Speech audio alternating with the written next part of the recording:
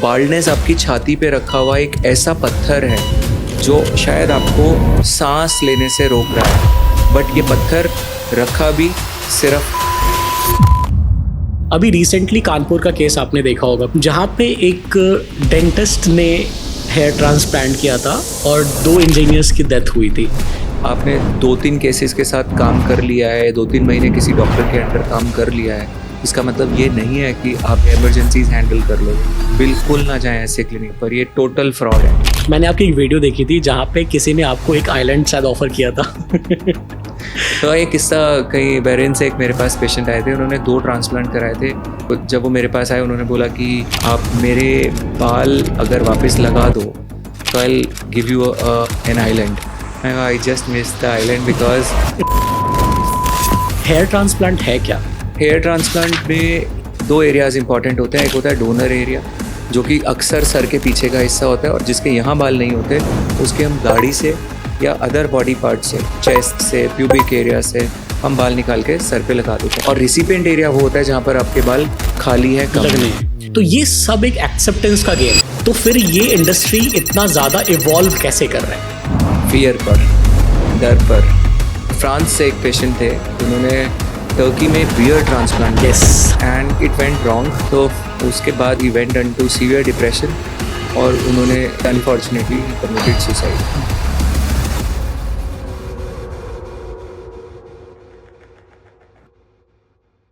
जिनके लिए हम शूट कर रहे हैं, जो लोगों को इससे फ़ायदा हो, उन तक ये इन्फॉर्मेशन हज़ारों, लाखों, करोड़ों लोगों तक पहुँचे और उनके लाइफ में एक अच्छा पॉजिटिव कंट्रीब्यूशन ये इन्फॉर्मेशन करे।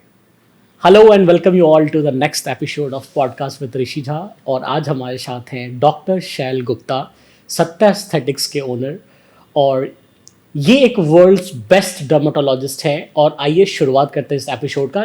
होप आप सब लोग इस शो को एंजॉय करेंगे, और एंजॉय करने के साथ में इस शो से आप लोग 110% बहुत अच्छा वैल्यू लेके जाने वाले हो related to the derma thing and hair transplant. Let's begin the show. Welcome Shail Gupta ji, कैसे हैं आप?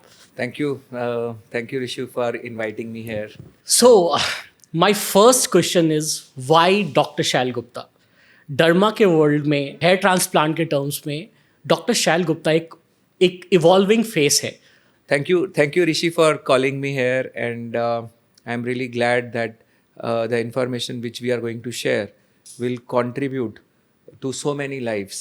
बहुत लोगों को ये information बालों से related परेशानियों को जो झेल रहे हैं छोटे एज में, बड़े एज में, उनको ये बहुत बहुत ज़्यादा मदद करने वाली है। और मेरा, जैसे आप पूछ रहे हैं वाई शैल, वाई सत्या, जैसे मैंने बोला, इसके इन चीज़ों के बहुत साइकोलॉजिकल इम्पैक्ट होते हैं और लोग बहुत ज़्यादा परेशान रहते हैं। और इन बालों के रिलेटेड चीज़ों को, ट्रांसप्लांट हो, चाहे मेडिकल ट्रीटमेंट्स हो, चाहे दवाइयाँ हो, इनके बारे में सच जानने को बहुत मुश्किल से मिलता है, बिकॉज इंडस्ट्रियलाइजेशन हो चुका है। तो जब डॉक्टर शैल गुप्ता से लोग जुड़ते हैं, सत्या से जुड़ते हैं, तो उनको ना सिर्फ 20 साल से ऊपर का एक्सपीरियंस जानने को मिलता है, बट उनको वो सच जानने को मिलते हैं जो उनको डिसीजन मेकिंग में हेल्प करेंगे। और ना सिर्फ डिसीजन मेकिंग में, बल्कि अपने आप से प्यार करने के लिए। बिकॉज बहुत सारे लोग जो मेरे पास आते हैं, वो आते हैं कि हमारे बाल कम है, अच्छे दिखते नहीं हैं, बुरे लगते हैं, कॉन्फिडेंस हिला हुआ है। वो सब लोग अपने से थोड़ा प्यार करना भी सीखें। That is why doctor Shail Gupta. And if I talk about numbers, तो हमने पिछले 20 साल में तकरीबन 15,000 से ज़्यादा हेयर ट्रांसप्लांट्स किए हैं और लाखों लोगों को मेडिकली ट्रीट किया है। और अगर हम अपने एजुकेशनल चैनल्स की बात करें, तो लगभग करोड़ों लोग अब तक ये सारी इन्फॉर्मेशन हमारे यूट्यूब या इंस्टाग्राम चैनल्स पर पा चुके हैं, देख चुके हैं। तो आजकल बहुत सारे लोग को मैं ऐसे भी देखता हूँ, जबकि ये थोड़ा सा रेयरली फाउंड है, जो बाल्ड है and they have accepted this, ठीक है। और कई लोग ऐसे भी हैं जिनके पास बाल हैं भी, बट फिर भी वो शेव करके रखते हैं। उनको ऐसा लगता है कि इनकी पर्सनालिटी ऐसे ज़्यादा अच्छी लगती है। तो ये सब एक एक्सेप्टेंस का गेम है, ठीक है। तो अगर ये एक्सेप्टेंस का गेम है तो फिर ये इंडस्ट्री इतना ज़्यादा इवॉल्व कैसे कर रहा है? फियर पर, डर पर, और लोगों के इमोशंस को एक सोशल कॉन्शियसनेस के द्वारा एक्सप्लॉइट होते हुए कारण से। तो आप देखो बाला में तो बहुत अच्छा एक मैसेज दिया गया था, और सोशल सेल्फ एक्सेप्टेंस बहुत इम्पॉर्टेंट पार्ट है। मैंने भी तब जब मूवी रिलीज़ हुई थी तो इसके ऊपर एक रिव्यू बनाकर डाला था और इसी के बारे में बात की थी। बट अनफॉर्चुनेटली जब मैं वहाँ देख रहा था तो उस समय हमारे इंडस्ट्री से ही बहुत सारे लोग कुछ कमर्शियल्स, कुछ एड्स रन कर रहे थे जहाँ पर दिखा रहे थे डोंट बी बाला, बी बाल वाला। यस, ये मैंने भी देखा है। देखा आपने? And they were feeling proud of it. See, it is a business, ठीक है, काम करते हैं, बट अगर आप दूसरे के इमोशन को, one who is at peace with himself, उसको क्यों छेड़ना है? उसको क्यों क्यों छेड़ना है, और क्यों उसके मन में एक इनसिक्योरिटी लानी है? सोशल प्रेशर होता है इंडिया के अंदर, लोग सोचते हैं हमारे बाल कम हैं तो हमें शादी के लिए दिक्कत आएगी। बहुत सारे लोग कॉन्फिडेंट फील नहीं करते ऑफिसेज में जाने में, इंटरव्यूज़ में। तो ये सारी प्रॉब्लम एक कलेक्टिव सोशल कॉन्शियसनेस के चलते हैं। ओके। और दूसरी चीज़ कि ये जर्नी ही जो है लाइफ की, वो किसी ना किसी चैलेंज से, जिसकी वजह से आप में सेल्फ एक्सेप्टेंस की कमी होती है, वहाँ से सेल्फ डिनायल से लेके सेल्फ लव तक की ये जर्नी है। तो हमारा काम, मैं अक्सर अपने पेशेंट्स को एक एग्जांपल देता हूँ कि बाल्डनेस आपकी छाती पे रखा हुआ एक ऐसा पत्थर है जो शायद आपको सांस लेने से रोक रहा है, बट ये पत्थर रखा भी सिर्फ आपने है आप नहीं है। सोशल प्रेशर के चलते। हम लोग के मार्केटिंग वर्ल्ड में ना एक चीज़ कहते हैं, एक तो होता है किसी चीज़ का मार्केट होना, जैसे दूध हो गया कह लो आप, है ना, दवाइयाँ हो गई, ये एक मार्केट है, उसकी नीड है लोगों को। लेकिन एक अदर साइड होता है कि मार्केट क्रिएट करना। पर्सनली ऐसा लगता है कि ये सब मार्केट क्रिएट किया जा रहा है कुछ मार्केटर्स के या कुछ बिजनेस हाउसेस की वजह से, है ना। तो ये फियर का गेम जो है ना, उसको कैसे एक इंसान को अच्छे से प्ले करना चाहिए। चलो अब गेम तो है ये, so how to handle this pressure? देखो, हमेशा ना दो ही चीज़ें बिकती हैं, एक तो फियर और दूसरा ग्रीड। और अगर हम लालच की भी बात करें, ग्रीड की, तो वो भी शीर्षासन करता हुआ फियर ही है, उल्टा फियर, आप समझ रहे हो। तो अक्सर जो लोग यहाँ पर जब जाते हैं, जैसे हम बालों के संदर्भ में अगर इसकी बात करें, तो फियर क्या है कि मुझे जॉब नहीं लगेगी, मुझे अच्छी लड़की नहीं मिलेगी, और यही सब, और मैं कैसा लगूंगा गंजा होके। ग्रीड क्या है? डिज़ायर। ओह अच्छा, उसके बाल ऐसे हो गए, मेरे भी ऐसे हो जाएंगे। तो आप देखेंगे इतने सारे सेलिब्रिटीज़ को आजकल दिखाया जाता है, और लोगों को एक तरीके से वो किया जाता है कि हाँ अच्छा देखो, इसका हो गया तो उसका भी हो जाएगा, मेरा भी हो जाएगा। ठीक है, वो उनकी चॉइस थी।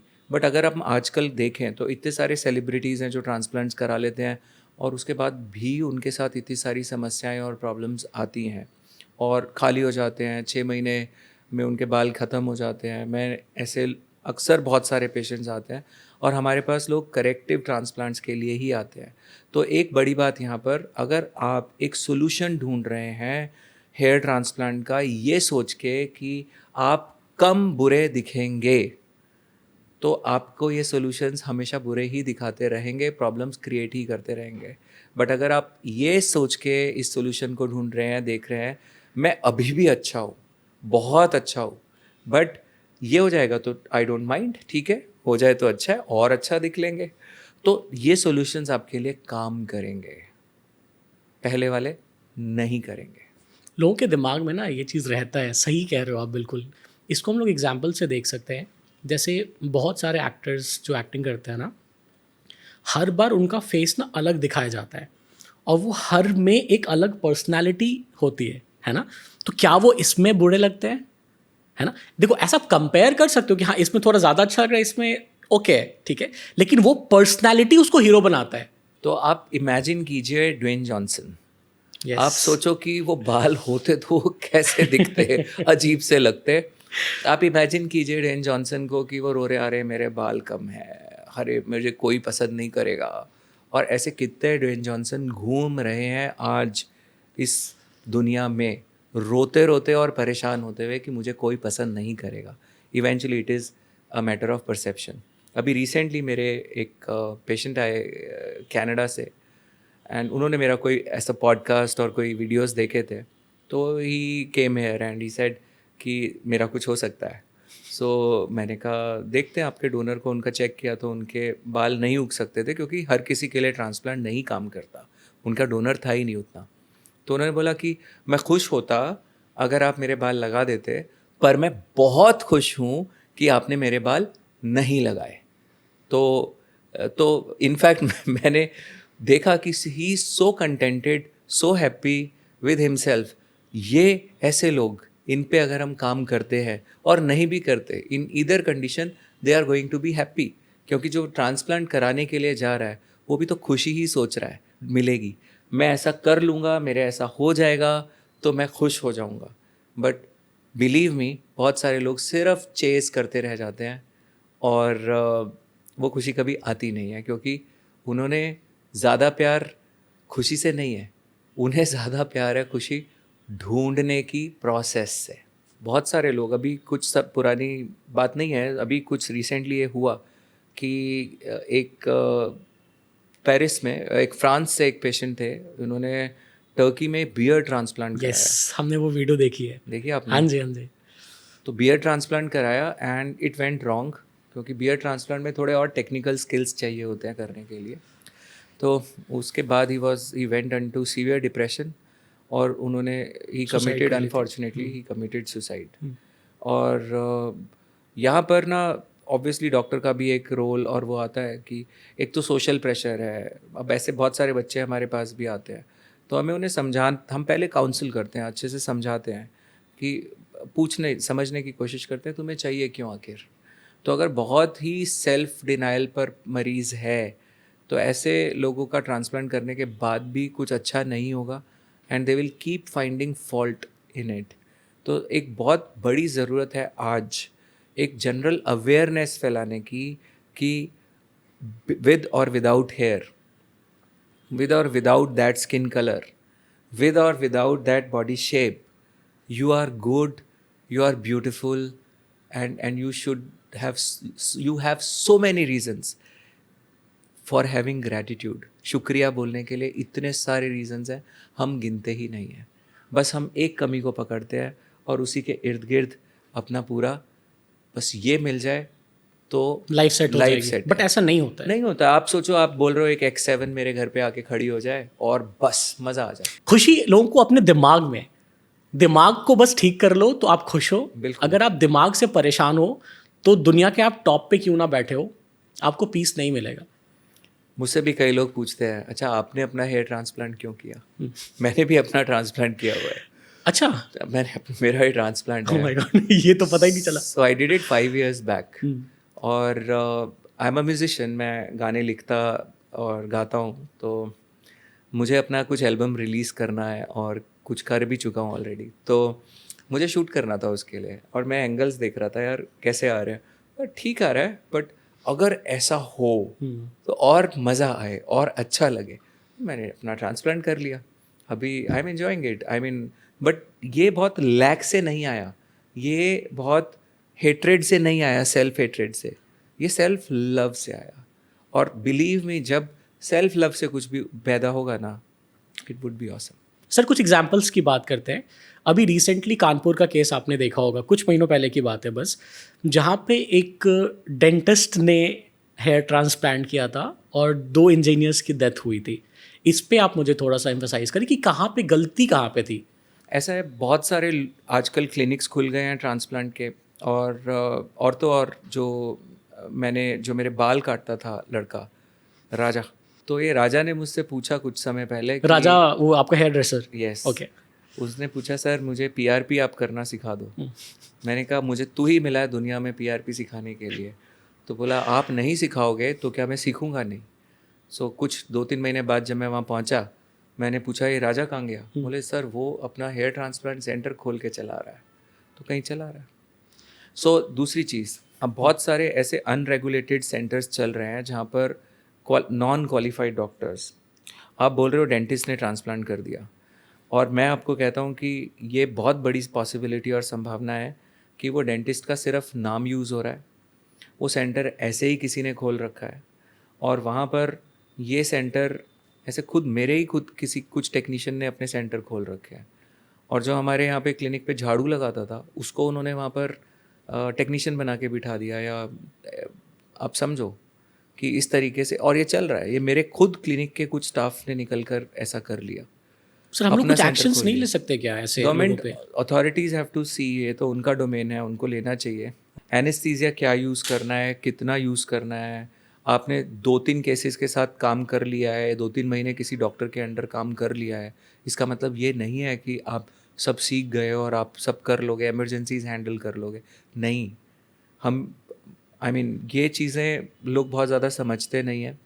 बहुत लोग कॉस्ट के चक्कर में ऐसे सेंटर्स पे चले जाते हैं, और तो और अभी ऐसे भी बहुत सारे सेंटर्स चल रहे हैं जहाँ पर डॉक्टर सिर्फ फेस होता है, और सारा का सारा प्रोसीजर जो है वो क्लिनिक्स पे टेक्नीशियंस ही करते हैं, और डॉक्टर को, बहुत सारे ऐसे डॉक्टर्स हैं जिनको ट्रांसप्लांट का ABC भी नहीं मालूम, though they are qualified, they have the right degrees, but they haven't invested their life into it. उन्हें लर्निंग। नहीं पता, लर्निंग नहीं है उसकी। तो जो टेक्नीशियन आकर कर रहा है बस वो कर गया।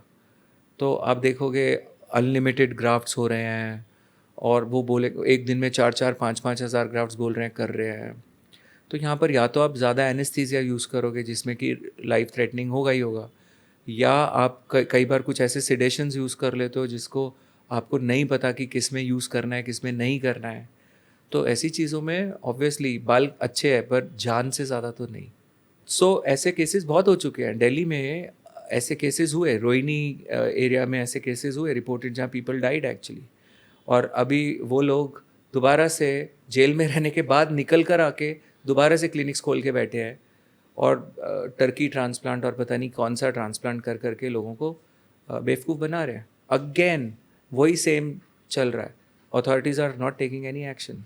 हेयर ट्रांसप्लांट का मंडी बोला जाता है टर्की को, और इंडिया भी इमर्ज हो रहा है टुवर्ड्स दैट ओनली, है ना? तो क्या हम लोग टर्की को पीछे छोड़ने वाले हैं? देखो, टर्की को पीछे छोड़ने और उससे आगे बढ़ने की बात नहीं है। बेसिकली क्या है कि टर्की की एक ज्योग्राफिक लोकेशन है, तो यूरोप के बहुत पास है, US से पास पड़ता है।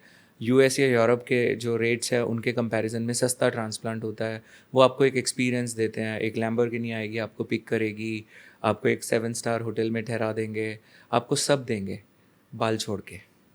तो ज़्यादातर जो ट्रांसप्लांट्स होते हैं, पहली चीज़ सिर्फ एक ही टेक्निक यूज़ होती है, FUE, ऑलमोस्ट एंटायर टर्की, एक आध क्लिनिक छोड़ दें तो। दूसरी चीज़ यही, सारे अनरेगुलेटेड तरीके के क्लिनिक्स वहाँ पर भी है, और एक बड़ी पिक्यूलियर टर्किश एयर लाइन होती है जो दिखने में बहुत साफ डिटेक्टेबल होती है। बहुत लोगों को ये लगता है क्योंकि टर्की टर्की टर्की इतना नाम है तो हम वहाँ कराएंगे तो बेस्ट काम होगा। नहीं होता। मेरे पास इतने सारे केसेस आते हैं रिपेयर के लिए, ट्रांसप्लांट के रिपेयर के लिए, जो टर्की में ट्रांसप्लांट करा चुके होते हैं, बहुत सारे, बहुत सारे। हैविंग सेड दिस, हम ये नहीं बोलेंगे कि इंडिया में भी सब जगह बहुत अच्छे ही ट्रांसप्लांट्स होते हैं, बट इंडियन डॉक्टर्स का एक रुतबा है, क्योंकि यहाँ के जो टेक्निकल स्टडीज़ हैं बहुत बहुत बेटर है। इंडियन जनरली एक कॉम की तरह बहुत हार्ड वर्किंग होते हैं, तो वो सारी चीज़ें बहुत बहुत मायने रखती हैं। अच्छे डॉक्टर में भी है, हाँ बिल्कुल, और वो तो अच्छे होता डॉक्टर ही है। यहाँ भी है, हाँ। ख़राब डॉक्टर वहाँ भी है, यहाँ भी है। बट येस, अगर टर्की का तो ये हाल है, अगर आप एयरपोर्ट पे जाते हैं, उतरते हैं, तो लोग आपसे पूछते हैं कि अच्छा सर, हम आपको होटल दिखाते हैं, चलिए। आपने अगर कैप पहन रखी है, आपके सर पे सर, हम आपको हेयर ट्रांसप्लांट क्लिनिक सेंटर लेके दिखाते हैं, चलो। क्लिनिक, चलिए वहाँ चलते हैं। तो इस तरीके से नहीं। In fact I still remember there was a patient जो स्पेनिश थे, and he got a transplant done in Turkey, और वहाँ ट्रांसप्लांट कराने के बाद उन्होंने मेरा एक वीडियो देखा, और जैसे ही वीडियो देखा उन्होंने मुझे हमारे यहाँ कॉल किया, और उनसे ऑनलाइन भी कंसल्ट कर सकते थे, ऑप्शन था। बट वो स्पेन जाने की बजाय वापस सीधा पहले मेरे पास यहाँ पर आए। आते ही बैठते ही उन्होंने सबसे पहले पूछा, सर मुझे ना 4,500 ग्राफ्ट बताए थे, आप ये बताइए उन्होंने किए हैं या नहीं। मैंने कहा अच्छा, उनका ग्रेड ऑफ बाल्डनेस बहुत थोड़ा सा था, फ्रंट पे स्लाइट थिनिंग था, जो जो तकरीबन 800-900 ग्राफ्ट्स में हो जाता है। तो मैंने उनसे पूछा, मैंने कहा देखो, अगर आपके ट्रांसप्लांट बोले हैं 4500 ग्राफ्ट्स और कर दिए हैं, तो आपका डोनर गया। और अगर आपको 4500 बोल के नहीं किए हैं तो आपका पैसा गया। क्या खोने में आपको कम दर्द होगा बताओ? Guess the answer. Donor donor खराब हो तो ज़्यादा दर्द दिक्कत होगा, है। बिल्कुल। बेटर। तो डोनर खराब, पैसे चले जाए कोई दिक्कत नहीं है, डोनर नहीं खराब होना चाहिए ऑब्वियसली। क्योंकि फिर ऑप्शन ही पूरा खत्म हो जाता है। तो ये एक ग्लोबल पैंडेमिक है। और बहुत सारी एक और बड़ी इशू जो आती है, इतने बड़े बड़े नंबर्स जो ट्रांसप्लांट में बताए जा रहे हैं, 4000 4500, ये जस्टिफाई कैसे होते हैं? रिजल्ट भी दिख जाता है। हम देखते हैं आज एक बंदे के बाल, आपके ऑफिस में ही किसी ने ट्रांसप्लांट कराया, उसके बाल दिख रहे हैं और बड़ा अच्छा दिख रहा है, 6 महीने, सब खुश हो गए, अरे अरे कहाँ कराया तूने, कहाँ कराया, हम भी कराएंगे हम भी कराएंगे। और वो अगले 6 महीने में बाल गायब, खाली, उस बंदे के गायब हो गए। इससे ना सर मुझे एक चीज़ ध्यान आया है। मुझे ऐसा लगता है कि कई बार हेयर ट्रांसप्लांट बोल के ना हेयर ट्रांसप्लांट करते भी नहीं है, कुछ फेक चीज़ें करके, और उनको मेडिकेशन से हेयर ग्रो करा देते हैं। तो यहाँ पे उन्होंने सर्जरी के भी चार्जेस ले लिए और मेडिकेशन से उनके बाल उगा दिए। तो क्या ये वैसा ही था कुछ? तो होता कि अब बिल्कुल नहीं करेंगे तो बहुत ज़्यादा फंस जाएंगे। तो बोले 4000 है, डाल दिए 400। हेयर ट्रांसप्लांट है क्या, और ये साइंस वर्क कैसे करता है? सो देखो, हेयर ट्रांसप्लांट में 2 एरियाज इंपॉर्टेंट होते हैं। एक होता है डोनर एरिया, जो कि अक्सर सर के पीछे का हिस्सा होता है, और जिसके यहाँ बाल नहीं होते उसके हम दाढ़ी से या अदर बॉडी पार्ट से, चेस्ट से, प्यूबिक एरिया से हम बाल निकाल के सर पे लगा देते हैं। इसको बोलते हैं डोनर एरिया। और रिसिपिएंट एरिया वो बाल खाली है, कम लगने है। हैं। सो जो साइंस है इसकी वो ये है कि पीछे के जो ये बाल होते हैं, बंदा कितना भी गंजा हो जाए, ये बाल बचे रहते हैं, देर तक बचे रहते हैं। आपने देखे होंगे ऐसे बहुत सारे लोग, यहाँ के बाल नहीं जाते। सो ये जो डोनर एरिया होता है, यहाँ पर DHT हार्मोन काम नहीं करता। डाईहाइड्रोटेस्टोस्टेरोन एक हार्मोन होता है जो बाल को पतला करता है इन एरियाज़ में। ये यहाँ पर काम नहीं करता, दाढ़ी के बालों पे काम नहीं करता, बॉडी के बाल पे काम नहीं करता, उनको ख़राब नहीं करता। तो जब इन एरियाज से बाल को निकाल के सर में डाला जाता है खाली एरिया में, so they keep behaving like their mother side. This is called phenomena of mother dominance. तो ये बालों को आप काट सकते हैं, शेव कर सकते हैं, आप इन बालों को कुछ भी स्टाइल जो मर्जी कलर करें, सब कुछ आप इन बालों के साथ करते हैं। ये है हेयर ट्रांसप्लांट का मेन प्रिंसिपल। अब जो ये डोनर एरिया होता है, इसमें भी यहाँ पर 2 तरह के डोनर एरिया होते हैं। एक होता है सेफ डोनर एरिया, एक होता है अनसेफ डोनर एरिया। तो आप जैसा इन पिक्चर्स में देख रहे हैं, ये जो सेंट्रल पोर्शन होता है ये सेफ डोनर कहलाता है। यहाँ के बाल अक्सर थिन नहीं होते, और जो थोड़ा ऊपर और थोड़ा नीचे होते हैं ये बाल थिन भी हो सकते हैं, पतले भी हो सकते हैं। तो जो बाल बिल्कुल कोर एरिया से निकाले जाएंगे, ये बाल ज़्यादा लंबे चलेंगे, ये टिकेंगे। और जो बाल बहुत ज़्यादा ऊपर या नीचे से निकाले जाएंगे, ये बाल ज़्यादा चलेंगे ही नहीं। तो अगर हम इक्वेशन की बात करें कि कितने ग्राफ्ट किसको चाहिए होते हैं, ग्राफ्ट भी क्या को भी समझ ले। तो ग्राफ्ट का मतलब एक ऐसा गुच्छा ऑफ हेयर है पीछे से जो निकाला जाता है, जिसमें एक साथ 1 2 या 3 या 4 बाल उग रहे हैं, फॉलिकल्स उग रहे हैं। तो अगर मैं बोलता हूँ कि मैंने 1000 ग्राफ्ट इम्प्लांट किए, तो ये पॉसिबिलिटी है कि हो सकता है उसके अंदर 2000 बाल उग जाए। ये वेरी करेगा फ्रॉम पर्सन टू पर्सन। तो अब अगर सपोज किसी का सिर्फ हेयर लाइन गया है फ्रंट पे, है ना, जैसा आप ये पिक्चर्स में देख रहे हैं, तो इसमें आप मान के चलो कि 1500-2000 के करीब ग्राफ्ट लग जाएंगे। अगर किसी का मिडल पोर्शन गया है, जिसको हम ग्रेड 4 ग्रेड 5 बोलते हैं, तो हो सकता है इसके में 3-4 हज़ार तक ग्राफ डालने पड़े, 4500 तक। और अगर किसी का बिल्कुल खाली हो गया है, जिसको ग्रेड 6 या 7 बोलते हैं, तो उसके अंदर आपको हो सकता है कि 6-7-8 हज़ार या उससे भी ऊपर ग्राफ डालने पड़े। बट अब होता क्या है, बड़ी मज़ेदार चीज़ हम आपको बोलेंगे। हमारे पास लोग के फ़ोन आते हैं, बोलते हैं सर ये मैंने 10 क्लिनिक्स पे पता किया है, और उन्होंने मुझे ना, एक ने किसी ने बोला है 3000 ग्राफ्ट लगेंगे, एक ने बोला है 5000 ग्राफ्ट लगेंगे, और किसी ने बोला है 4। तो मैंने एवरेज समझ ली कि 4000 ग्राफ्ट लगेंगे। अब आप बताओ 4000 ग्राफ्ट का कॉस्ट वगैरह कितना आ जाएगा हमारा। बट एक चीज़ बड़ी इंपॉर्टेंट है यहाँ पर, क्योंकि हम ग्राफ्ट की संख्या की बात कर रहे हैं, जो कोई भी बात नहीं करता। और ये एक चीज़, ये एक सिंगल चीज़ अगर ये सारे लोग समझ लें, पेशेंट समझ लें, तो मैं ये लिख कर गारंटी के साथ दे सकता हूँ कि उनको दुनिया में कोई बेवकूफ़ नहीं बना सकेगा। और इस इंफॉर्मेशन से उनको पावर मिलेगी चूज़ करने की अपने जीवन का, बालों को लेके आगे का ट्रैक। क्या है ये इन्फॉर्मेशन? आप ये फोटोग्राफ देखो, इसमें आप देखें तो ये पेशेंट के बिफोर आप देख रहे हो और आफ्टर देख रहे हो। अब कोई भी इस फोटो को देखेगा और बोलेगा क्या बात है, कितने बढ़िया रिजल्ट आ गया, कितनी डेंसिटी आ गई, कमाल का हेयर ट्रांसप्लांट हो गया। और अगर मैं आपको बोलूं कि इस पेशेंट में 0 ग्राफ्ट हेयर ट्रांसप्लांट हुआ है, 0 ग्राफ्ट मतलब एक भी बाल नहीं डाला गया है, 0, तो बहुत सारे लोग इस बात पे विश्वास ही नहीं करेंगे। बट ये पेशेंट की, ये खुद एक डॉक्टर थे, इनको किसी क्लिनिक ने बोल दिया कि आपके हम सर 4000 ग्राफ्ट करेंगे और आपके ये दवाई दी जाएगी साथ में। उन्होंने ट्रांसप्लांट अभी नहीं कराया, किसी कारणवश कराना था, रह गया, दवाई शुरू कर दी। 2 से 3 महीने के अंदर ये रिज़ल्ट आ चुका था, पर दवाई से साइड इफ़ेक्ट्स हुए जिसकी वजह से उन्हें दवाई छोड़नी थी और वो क्लिनिक गए और उस क्लिनिक पे जाके उन्होंने 2 सवाल पूछे। जानना चाहेंगे क्या है वो 2 सवाल? बिल्कुल। पहला, सर क्या होगा इन बालों का जो ये आ गए हैं अब जब मैं दवाई छोड़ दूंगा? और दूसरा, सर बिना ट्रांसप्लांट के बाल कैसे आए? इतने बाल तो मेरे बिना ट्रांसप्लांट के आ गए, तो ट्रांसप्लांट तो में क्या करते हैं? आप वो 4000 ग्राफ्ट डालते कहाँ? यहाँ तो एक सुई रखने की जगह नहीं है। तो ये 2 सवाल उन्होंने पूछे जाके बाकायदा उस क्लिनिक से, बट उनके पास कोई जवाब था नहीं। और वो खुद डॉक्टर थे, उन्होंने कोई ऐसा वैसा क्लिनिक नहीं चुना था। उन्होंने वो एक ऐसे क्लिनिक पे गए थे जो आपको बहुत बड़े बड़े स्टार क्रिकेटर्स दिखाते हैं कि देखो हमने इनका कर दिया, इनका कर दिया, उनका कर दिया, and charge you a fortune to do the transplant. और तब लोगों को लगता है कि यहाँ से रिजल्ट आ रहा है, चलो इनके पास ही चलते हैं, क्योंकि अगर बड़े चेहरे रिजल्ट वहाँ पे। अगर रिजल्ट दवा दे रही है तो ट्रांसप्लांट की क्या जरूरत थी? तो ट्रांसप्लांट की क्या जरूरत थी? और आपके रिजल्ट में दवा का कंट्रीब्यूशन कितना है, ये भी तो थोड़ा सा समझना पड़ेगा। तो क्या ये कह सकते हैं कि ट्रांसप्लांट की ज़रूरत नहीं है, मे बी मेडिकेशन से आपकी सारी चीज़ें ठीक हो जाए? सो देखिए, मैं इस एक थोड़े से एग्जाम्पल से आपको बताता हूँ। बिल्कुल। पहले केस में हमने 4500 ग्राफ्ट्स किए, मेरा खुद का केस है, मैंने अपने पेशेंट में किया, कोई दवाई नहीं दी, कोई दवाई, और डिसेंट रिजल्ट है। का केस ये उन्हीं डॉक्टर साहब का है जिनमें कोई ट्रांसप्लांट हुआ, सिर्फ दवाई दी गई, देखो इनका मिडल पोर्शन कितना डेंस दिख रहा है, कितना डेंस।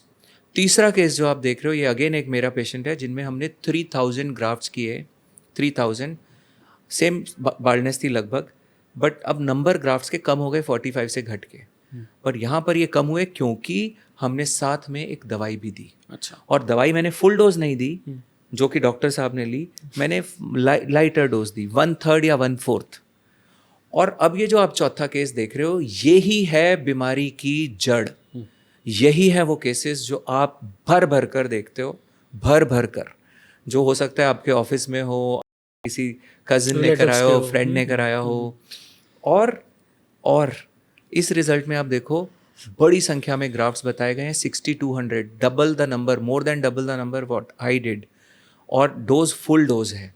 अगर आप फुल डोज वाले मेडिसिन के रिजल्ट इस रिजल्ट में से निकाल दो तो इस रिजल्ट में कुछ भी नहीं बचेगा। तो इन लोगों को मैं बोलता हूँ 6 महीने का शाहरुख खान।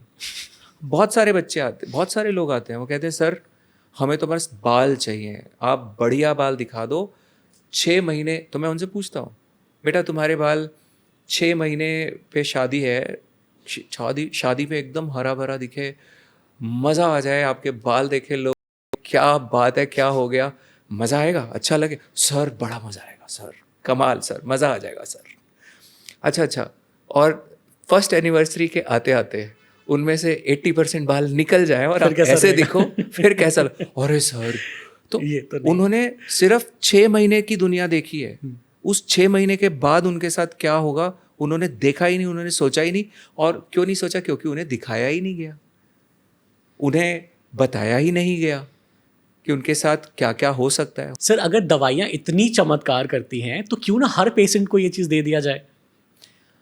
हाँ देखो, आपका सवाल बहुत वैलिड है और फ़ायदे तो करती हैं, और बल्कि इससे होने वाले फ़ायदे का एक छोटा सा उदाहरण देता हूँ मैं आपको।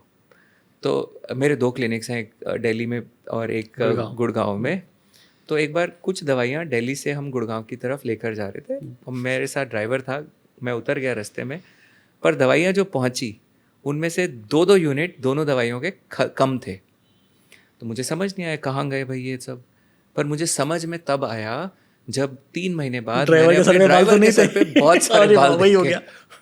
तो मेरे ड्राइवर को भी ये बात पता है कि ये दवाइयाँ काम करती हैं। ये बात उस टेक्नीशियन को या उस स्वीपर को भी पता है जिसने अब अपना हेयर ट्रांसप्लांट क्लिनिक खोल लिया है। तो जाहिर है ये बात डॉक्टर्स को भी तो पता होगी। तो अब अगर मुझे मालूम है कि ये दवाइयाँ इतना काम करती हैं, बट मेरे ड्राइवर को ये शायद नहीं पता था कि इसके क्या क्या नुकसान भी हो सकते हैं। तो अगर उसे पता होता तो शायद वो संभलता, सोचता। बट डॉक्टर्स जो दवाइयाँ लिख रहे हैं उनको क्या नहीं पता कि इसके साइड इफ़ेक्ट और नुकसान हो सकते हैं। हो सकता है ना पता हो, 2 ही सिचुएशन है, या तो उनको ना पता हो कि ये साइड इफ़ेक्ट हो सकते हैं, तो भाई ऐसे डॉक्टर से तो थोड़ा बच लो, शायद कम पढ़ा लिखा है। और अगर उनको पता है कि ये साइड इफ़ेक्ट हो सकते हैं और फिर भी वो जानबूझकर आपको वो दवाइयाँ खिला रहे हैं, तो यहाँ पे एक इंटेंट के ऊपर बहुत बड़ा सवाल आता है। तो मुझे लगता है ऐसे डॉक्टर से तो और ज़्यादा बचना चाहिए। बट दवाइयों के साइड इफ़ेक्ट्स, 2 दवाइयाँ होती हैं, एक होता है मिनॉक्सिडिल, एक होता है फिनेस्ट्राइड। ये 2 दवाइयों ने बहुत हमने सुना है ये। सुना है आपने? बिल्कुल सर, 2015 में जब मैं मुखर्जी नगर शिफ्ट हुआ ना, तो मुझे समझ नहीं आया क्यों अचानक से ना मेरे बाल लूज़ होने लग गए और समहाउ मुझे गोरखपुर जाना पड़ा था कुछ टाइम के लिए। मैं जब गोरखपुर गया ना, तो मैंने रियलाइज़ किया कि यार मेरे बाल रुक गए। बट इस बीच में क्या हुआ था कि जब मेरे बाल सेट होने लग गए थे, तो मैंने डॉक्टर से कंसल्ट किया था। उन्होंने लिस्ट ऑफ मेडिसिन्स लिख के दे दिए मुझे, और वो इतनी सारी दवाइयाँ लिखी थी ना कि मेरे को उनके इंटेंट पे डाउट हो गया। मुझे लगा कि यार ये कुछ तो गड़बड़ है, ठीक है। बट समहाउ वो डिले हो गया चीज़ और मैं यहाँ गोरखपुर पहुँच गया। गोरखपुर में कुछ टाइम में रहा था, मतलब लाइक 1-1.5 महीने ही रहा था। मुझे फील हो गया ये चीज़ कि यार मेरे बाल तो रुक गए, ठीक है। तो यहाँ से मुझे ये चीज़ रियलाइज़ हुआ कि वहाँ तो एक तो पानी में मुझे लग रहा था कि मुखर्जी नगर में कुछ प्रॉब्लम थी जिसकी वजह से मेरे ये बाल झड़ रहे थे। और दूसरा ये बात मुझे समझ आया कि ज़रूरी नहीं कि अगर आपका हेयर लॉस हो रहा है तो आपको दवाई की ज़रूरत ही है या किसी को कंसल्ट करना ही है। आप उसके बेस पे जाओ, ओरिजिन देखो कि कहाँ से ये प्रॉब्लम अराइज हुआ है। बिल्कुल बिल्कुल। तो देखो, इसमें मैं ऋषि अपना एक पर्सनल एक्सपीरियंस भी बोलूँगा। जब when I was doing MBBS, मैं 18 साल का रहा हूँगा उस वक्त। तो मेरे भी साइड से थोड़ा सा रिसेशन हुआ हेयर लाइन का, जो कि उस एज पे नॉर्मल होता है। मैं डर गया, घबरा गया। मैंने अपने मेडिकल कॉलेज में दिखाया, वहाँ पे प्रोफेसर साहब ने मुझे कुछ दवाइयाँ रिकमेंड करी, and you will be surprise, यही दोनों दवाइयाँ थी। और मैं आज से 30 साल पुरानी बात बोल रहा हूँ। तो जबकि मुझे ज़रूरत नहीं थी, मैंने थोड़ी बहुत फार्माकोलॉजी पढ़ी थी, मैंने फिनेस्ट्राइड शुरू नहीं करी। मैंने मिनॉक्सिडिल हालांकि शुरू कर दी, डर के, घबरा के। और उन्होंने मुझे बोला तेरे बाल निकल जाएंगे अगर तू यूज़ नहीं करेगा तो कर। मैं कहा अब डर गए तो फिर तो मर गए। तो यूज़ करी हमने, और फॉर्चुनेटली ये भगवान की असीम अनुकंपा थी कि मुझे उससे बहुत सीवियर रिएक्शन हो गया, मैंने छोड़ दी। वरना वो दवाई में भी होती है, आप लगातार एक बार यूज़ करते हो, बाद में आपको डोजेस बढ़ानी पड़ती हैं, और आप अगर वो फिर आपके ऊपर दवाइयाँ काम करनी बंद कर देती हैं, फिर आप और दवाइयाँ ऐड करते जाओ, और there is no end to it. But बाद में मैंने रियलाइज़ किया कि उन्हें कोई फाइनेंशियल फ़ायदा तो नहीं हो रहा था मुझे ये दवाइयाँ लिख के, बट फिर वो क्यों लिखी नॉलेज का उन्होंने? इशू होगा ना, तो ये खुद नहीं मोर पता देन थी फिर ये नॉलेज का बात। इशू ना, ये इशू था lack of empathy towards fellow human being. एक दूसरे व्यक्ति को इंसान ही ना समझना, जो कि फिर अब आप सोचो, देखो वहाँ से कुछ लोग मेरे जैसे और बहुत सारे लोगों ने ग्रेजुएशन, पोस्ट ग्रेजुएशन किया, वही चीज़ें ऐसे सीखी। और मेडिकल कॉलेज या एक प्रोफेसर की बात नहीं है, बहुत सारे। और हैविंग सेड ऑल दिस कि ऐसा नहीं है, मैंने हमारे इतने अच्छे प्रोफेसर्स और वो सब रहे जिनसे मैंने कितना कुछ सीखा। आज मैं जो भी कुछ बन पाया, सारा मेरे टीचर्स को उसका क्रेडिट जाता है। उन्होंने हमें वैल्यूज़ भी दी, उन्होंने हमें सिखाया कि कैसे एक पेशेंट को अपना ही एक एक्सटेंशन समझ के, मतलब आप उससे भिन्न नहीं हो, डिफरेंट नहीं हो, तब आप ऐसे ट्रीट करो। तो जब दवाई लिखने की बात आती है ना, तो हमें उसके फ़ायदे से पहले उसके नुकसान भी दिखते हैं। अगर ये दवा मैं अपने बच्चों को नहीं दूंगा, तो ये दवा मैं खुद नहीं लूँगा, या अगर लूँगा जब बेहद ही आवश्यक होगा उस केस के हिसाब से, तो कोशिश करूँगा कि कम से कम लूँ, कोशिश करूँगा कि उसको छोड़ सकूँ बीच बीच में। तो ये मेरे पेशेंट के लिए क्यों नहीं, क्योंकि वो ये दवा खा रहा है, उस दवा से जो भी फ़ायदा होगा वो मेरे लिए फ्री का बाल और फ्री का क्रेडिट होगा। सही बात। और उसमें वो तो सोचेगा कि क्योंकि उसने पैसे तो ट्रांसप्लांट के दिए, दवाई के तो उसको पता भी नहीं बेचारे को। और you know the biggest lie of hair transplant industry, sir हमने आपका ट्रांसप्लांट कर दिया है, हमने कर दिया है। अब बाकी दवाई, अरे दवाई तो हमने दिया आपके एग्जिस्टिंग वाल बचाने के लिए। सर कब तक लेनी है दवा? देखो ऐसा तो कुछ है नहीं, मर्जी है, 6 महीने ले लो, साल भर ले लो, बाद में छोड़ देना, देख लेंगे। अरे क्या देख लेंगे भाई, क्लियर बताओ ना आप। और सेम चीज़ बार बार होती है ये, और ऐसा मैं हज़ारों पेशेंट्स के साथ देख चुका हूँ। आजकल बड़े सारे ऑनलाइन पोर्टल्स चल रहे हैं, है ना, जिसमें लोग तरह तरह की चीज़ ट्राई करते हैं हेयर के लिए, आपने भी कर रखी है तो वहाँ पे वो बताते हैं भाई हम तो ना आपको पूरा साइंटिफिक टेस्ट दे रहे हैं, ये भरो, ये करो। सर एक यूरोप में ना सर्वे किया गया था कुछ टाइम पहले, वहाँ पे लोगों से ये चीज़ पूछी गई थी, you are happy with small penis और वॉल्यूम ऑफ हेयर्स, तो स्मॉल पेनिस को ऑप्ट किया था। सर ये क्या है? अब देखो ये तो अपनी अपनी चॉइस की बात है। बहुत सारे लोग किस माइंडसेट के साथ अपने बालों को और अपने बाकी लाइफ को, प्रायोरिटी है आपकी क्या प्रायोरिटी है। काफ़ी लोग हैं ऐसा, वो बोलते हैं कि सर हमें ना फ़र्क नहीं पड़ता कि से हेल्थ पे कुछ भी हो, हमें फ़र्क बस बाल चाहिए, किसी भी कीमत पर चाहिए। तो एक्चुअली में लोग कोई भी कीमत चुकाने के लिए तैयार हैं, और अक्सर ना लोग कीमत समझते हैं सिर्फ पैसे से। मैंने आपकी एक वीडियो देखी थी जहाँ पे किसी ने आपको एक आइलैंड शायद ऑफर किया था तो एक किस्सा, कहीं बहरीन से एक मेरे पास पेशेंट आए थे, उन्होंने 2 ट्रांसप्लांट कराए थे। एक शायद कहीं यूके या यूरोप में कहीं था, और एक शायद यूएस था। तो 2 ट्रांसप्लांट के बाद उनका डोनर काफ़ी कम हो गया था और बाल खास उगे नहीं थे। तो जब वो मेरे पास आए, उन्होंने बोला कि आप मेरे बाल अगर वापस लगा दो तो I will give you an island. मैं कहा आई just miss the island because उनका डोनर ही नहीं था। तो that is the importance of donor area. So even with $1 billion or even with an island, you cannot buy a single hair if it is not on your body. तो फिर उनके finally हमने synthetic hair implants किए। तो synthetic hair क्या हुआ ये? देखो सिंथेटिक हेयर इम्प्लांट उन लोगों के लिए है जिनके पास डोनर नहीं है या जिनके पास टाइम नहीं है। नेचुरल हेयर ट्रांसप्लांट के बालों को उगने में कम से कम 6 महीने 8 महीने लग जाते हैं। ग्रोथ 3 महीने के बाद शुरू होती है।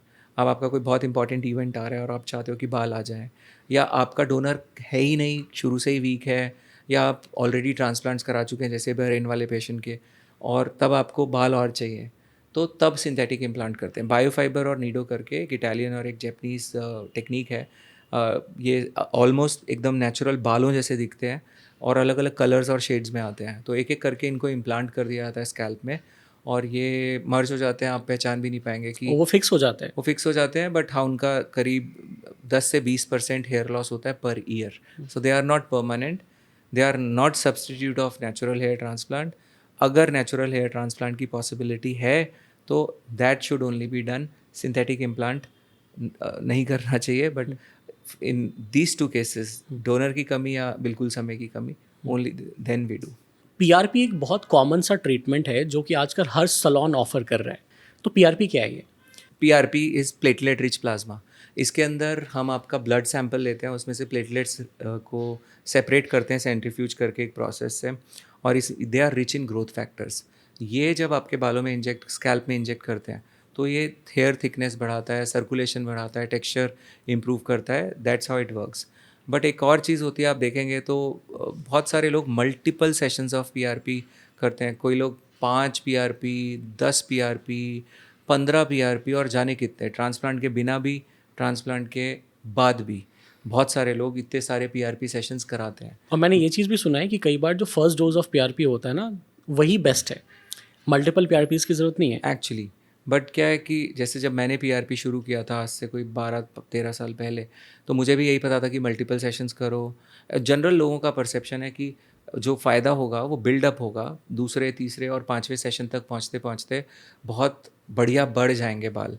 बट जब मैंने किया 1 साल तक ऐसा, और मैंने देखा कि जिनके हमने मल्टीपल सेशंस किए उनको कोई एक्स्ट्रा बेनिफिट तो मिला नहीं, और बल्कि अगर जल्दी जल्दी पीआरपी कर रहे हैं तो थोड़ा टॉलरेंस हो रहा है, इंजरी ज़्यादा जा रहा है, जिसके चलते हेयर लॉस प्रेसिपिटेट हो गया।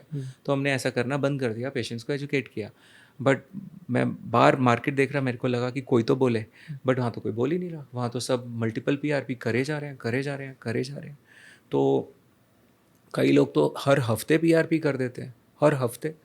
तो ये फिर हमने इसके ऊपर वीडियोस बनाए। बहुत सारे लोग हमारे चैनल पर Satya skin and hair clinic अगर वो डालेंगे यूट्यूब पर, तो उनको 1000 से ऊपर वीडियोस मिलेंगे जिसमें ये सारी इन्फॉर्मेशन हमने दिखाई हुई है। तो बस यही है कि पीआरपी एक अच्छा ट्रीटमेंट है, बट एक सप्लीमेंट, एक सपोर्टिव ट्रीटमेंट है। आप पीआरपी से ये एक्सपेक्ट नहीं कर सकते कि वो आपका सर बहुत बड़ा भर देगा। बट ऐसे बहुत सारे पेशेंट्स आते हैं, बोलते हैं कि सर हमने ये पीआरपी कराया, पहले जब हम वहाँ पे पहले जब हम किसी क्लिनिक पर गए तो उन्होंने 5-6 सेशन किए और फ़र्क बढ़ता चला गया, और छठे सेशन तक तो आते आते बहुत बाल इम्प्रूव हो गए थे, और हम तो हर 3 हफ्ते में 2 हफ्ते में पीआरपी करा रहे थे। तो मैंने उनसे पूछा साथ में क्या दवाई ले रहे थे? सर वो तो हम फिनेस्टाइड खा रहे थे ना। तो हो गया और ना, काम तो वो कर रहा था फिर। तो काम तो वो कर रहा था, और नाम हो रहा था दवाई का, और नाम हो रहा था पीआरपी का, क्योंकि पैसे पीआरपी के लिए दिए हैं, खून पीआरपी के लिए दिया है, दर्द पीआरपी के लिए सा है, तो गिनती में ही नहीं है ना दवाई। तो और दवाई तो ऐसा है ना, ये तो बस दे है सपोर्ट के लिए, बट मेन चीज़ वही है। मेन चीज़ वही है। तो अब आप चाहे पीआरपी करा रहे हो, उसके साथ दवाई खा रहे हो, तो क्रेडिट कौन ले जाएगा? पीआरपी। पैकेज किसके बिकेंगे? क्लिनिक के। और क्लिनिक के, हाँ। और ऐसे ही आप अगर ट्रांसप्लांट करा रहे हो तो क्रेडिट कौन ले जाएगा? सर्जन। रेफरेंस किसके पास आ जाएंगे? इस सर्जन के पास। मेरा ट्रांसप्लांट या ऐसे और बहुत सारे लोगों का ट्रांसप्लांट जिनके हमने मेरे पास आते रहते हैं बहुत सारे पॉलिटिशियंस, बहुत सारे ब्यूरोक्रेट्स, आईएएस ऑफिसर्स और बहुत सारे लोग, और उनमें से काफ़ी लोग ऐसे हैं जिनके अच्छे और लंबे रिजल्ट्स चल रहे हैं। And you know what, people trust Satya, people trust me because they know कि I am on their side, मैं उनके लिए सोच रहा हूँ। And I'm sure I would appeal all the doctors and the fraternity to come forward, put a foot forward, कि एक हम एक ऐसी एक कम्युनिटी बिल्ड करें जहाँ सर फेयर गेम सबसे अच्छा ऑप्शन होता है ना, फेयर गेम खेलो ना यार। अगर आपको लग रहा है कि नॉलेज की आपको कमी है तो खुद को अपडेट करो, उसमें शर्म किस बात की है? तो ये इम्पॉर्टेंट है ऑब्वियसली। तो एक ऐसी कम्युनिटी बिल्ड करें जहाँ पर ना सिर्फ पेशेंट्स अवेयर हैं बल्कि डॉक्टर्स भी अवेयर हैं, उनको भी पता है। क्योंकि ऐसा है, बहुत सारे लोग मेरे पास आते हैं, कई डॉक्टर्स सीखने पढ़ने, तो उन्हें भी नहीं पता होता, वो सोचते हैं कि यार ये हमारे ट्रांसप्लांट का रिजल्ट आ गया है, और ये उसमें उनको भी नहीं पता कि इतना बड़ा कंट्रीब्यूशन तो दवा का है। मैं आपको एक छोटा सा एग्जांपल देता हूँ। 18 साल पहले ये टेक्निक्स इतने बड़े और इतने अच्छे से नहीं थे, और ये 17-18 साल पुरानी बात है। मैंने एक पेशेंट का ट्रांसप्लांट किया, वो मेरे दोस्त के बड़े भाई थे। ही वॉज ग्रेड 6-7, काफ़ी बाल खाली था, और उनके बाल इतने बढ़िया उग गए, इतने बढ़िया उग गए कि हमें भी लगा यार माता रानी की कृपा हो गई, लगता है बड़ा अच्छा ग्रोथ आ गया है। उससे पहले वालों के नहीं उगे थे। अब हमें लगा यार हमने टेक्निक क्रैक कर ली है, अब तो हो गया है तो बढ़िया। तो वो भी अपने कई सारे दोस्तों को ले आए हमारे पास कि सर इनके भी कर दो ट्रांसप्लांट। तो 10-15 के तो हमने कर दिए होंगे कम से कम, उनके बाल नहीं उगे उनके दोस्तों के सेम टेक्निक पे। यार ये पता नहीं क्या हो गया, कि ये तो चक्कर नहीं समझ में आया। सर आपकी ना सबसे अच्छी बात मुझे क्या लग रही है ना, कि आप ना बहुत ऑनेस्ट होकर चीज़ों को बता रहे हो। जनरली जो भी मैं पॉडकास्ट करता हूँ ना, लोग अपना नेगेटिव साइड नहीं बोलते हैं कभी, हर चीज़ को दिल खोल के बोल रहे हो। एक डॉक्टर को ये सारी चीज़ें नहीं बोलनी चाहिए, राइट? तो पता है ये वाली बात जो आप मुझे बोल रहे हो, ये मुझे मेरे कुलीग्स ने बोली जब, और ना सिर्फ बोली, उन्होंने कई तरीक़ों से समझाने की कोशिश भी करी। ये बात मुझे मेरे स्टाफ ने बोली, सर आप ऐसे बता दोगे तो सर आएगा कौन सर कराने। ये बात मुझे मेरे पेशेंट्स ने भी बोली। एक पेशेंट मुझे अच्छे से मालूम है, तो उन्होंने कहीं ट्रांसप्लांट करा लिया था, और अब पहला ट्रांसप्लांट ज़रा ऐसे ही किसी सस्ते क्लिनिक पे कराया था, रिज़ल्ट अच्छा नहीं था। अब उन्होंने ना रिपेयर कराने के लिए, वो मेरे को देखते थे, मुझे मेरे ऑनेस्टी और काम को एडमायर करते थे, 4-5 साल से फॉलो कर रहे थे। तो उन्होंने बोला कि सर आप ये जब रिपेयर करेंगे तो क्या यहाँ पे थोड़ा बहुत निशान बनेगा, जैसे हम निकालेंगे तो? हमने कहा थोड़ा तो बनेगा भाई। तो किसी और क्लिनिक पर गए, वहाँ उन्होंने कुछ क्रिकेटर्स देखे थे, तो वो बोले कि भाई ये हमारे यहाँ तो कुछ नहीं बनेगा, ये हो जाएगा, बढ़िया हो जाएगा एकदम सही से। तो उन्होंने वहाँ जाके ट्रांसप्लांट करा लिया, निशान फंस भी गया रे बना, ओबामा। निशान भी बना, दवाई भी बहुत सारी खा ली, और समहाउ लोग कन्विंस कर लेते हैं पेशेंट कि सब कुछ जानते हुए भी नहीं जानते ना। गीता तो सबने पढ़ी है, कृष्ण जी को तो सबने सुना है, बट फिर भी जान के भी तो नहीं जानते ना। तो वो ये बातें मुझे उसने तब बताई आके कि जब वो मेरे पास थर्ड टाइम उसके लिए आया, थर्ड मतलब इस वाले रिपेयर Consultation के लिए। को रिपेयर कराने आया, अच्छा। और बोला कि सर अगर आप इतना सच नहीं बोलते ना तो मैं 100% आप ही के पास कराता सर, मैं तो आपका फ़ैन हूँ, और बट प्लीज़ आप सर इतना सच मत बोलो। ये वर्ड्स थे मेरे पेशेंट के। तो बात सच या झूठ की नहीं है, बात ये है कि you feel for someone, if you are actually passionate about your work, always remember Rishi, compassion will arise out of passion. अगर पैशन नहीं है ना तो कंपैशन कभी नहीं आएगा। पहली सीढ़ी पैशन है, दूसरी सीढ़ी कंपैशन है, और जब वो आएगा ना तो आप चाह कर भी ना वो कर नहीं पाओगे। मैं एक और छोटा सा एग्जांपल देता हूँ। मैंने एक 8-9 साल पहले एक वीडियो बना के डाला था जिसमें मैंने बताया कि ट्रांसप्लांट के रिजल्ट परमानेंट नहीं है, ज़रूरी नहीं है कि वो परमानेंट चले, वो भी थिन आउट होते हैं, बिकॉज ये हेयर डीएचटी रेजिस्टेंट नहीं होते एब्सोल्यूट, ये रिलेटिवली डीएचटी रेजिस्टेंट होते हैं। तो सबसे पहले तो मेरे स्टाफ ने बोला सर ये वीडियो नहीं डालना, आपने ये वीडियो डाल दिया तो कोई आएगा नहीं सर, और फिर हमें मत कहना कि यार काम कहाँ है, काम नहीं आ रहा यार क्लिनिक पे। मैं डर गया थोड़ा सा, हल्का सा, इतना सा, और मैं 15-20 दिन उस वीडियो पे बैठ गया, पर वो 15-20 दिन मैंने कैसे काटे मैं ही जानता हूँ। और उसके बाद फिर मैंने डाल दिया वो वीडियो, तो फिर भाई बड़े सारे काउंटर शुरू हो गए, बहुत सारे डॉक्टर्स ने वीडियो बनाए डाले, अरे ये तो बाल परमानेंट होते हैं, ये तो परमानेंट डोनर जोन होता है, और ऐसे ऐसे कर करके बहुत सारे, आज तक अभी तक, कल भी मैंने एक कंसल्टेशन की थी जहाँ पे पेशेंट को यही सब बातें बताई गई।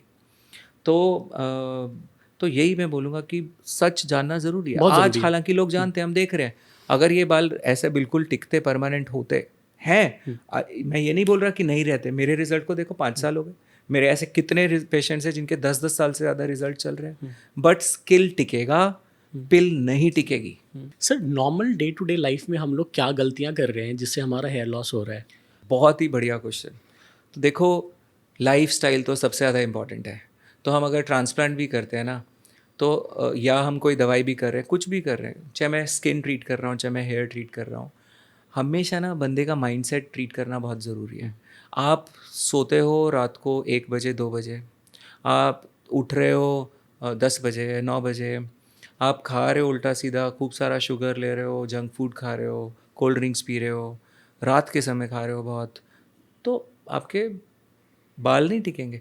आप स्मोक करे जा रहे हो धड़ाधड़, तो हालांकि लोग मुझे बोलते हैं सर शाहरुख खान भी तो है सर, हाँ, तो शाहरुख बाल खान का देखो सर एग्जाम्पल। उनके, उनकी स्मोकिंग देखो सर, तो ही इज़ जेनेटिकली ब्लेस्ड। आप उनके फादर साहब के अगर बाल देखें, क्या हेयर लाइन थी उनकी, वही सेम वहीं तक की, तो आप शाहरुख खान नहीं हो, तो आपके बाल ऐसे ज़रूरी नहीं है सबके लिए एक ही चीज़ फिट होगी।